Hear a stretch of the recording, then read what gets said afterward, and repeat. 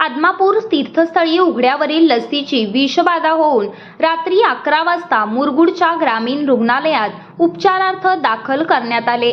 आदमापूरमध्ये मिळालेली मोफत लस्सी दुपारी 12 वाजता या रुग्णांनी घेतली होती। उलट्या जुलाबाचा त्रास जाणवू लागला, त्यामुळे तातडीने त्यांना मुरगुडच्या ग्रामीण रुग्णालयात दाखल करण्यात आले।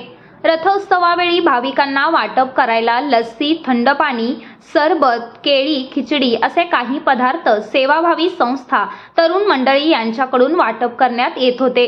त्यामुळे हा प्रकार आदमापूर, मुरगुड, गारगोटी, सरवडे, मलिगडे येथे 100 पेक्षा जास्त रुग्ण दाखल मुरगुड ग्रामीण रुग्णालयात येथे तातडीने सर्व रुग्णांना उपचार करून त्यांना सुरक्षितपणे घरी पाठवण्यात आले। यावेळी रुग्णालयातर्फे त्यांच्या जेवणाची सोय देखील करण्यात आली होती। अनेक भाविक दूरवरून भंडाऱ्यासाठी आले होते, मात्र त्यांच्या बाबतीत असा प्रकार घडल्याने त्यांचे जेवणावाचून हाल झाले होते।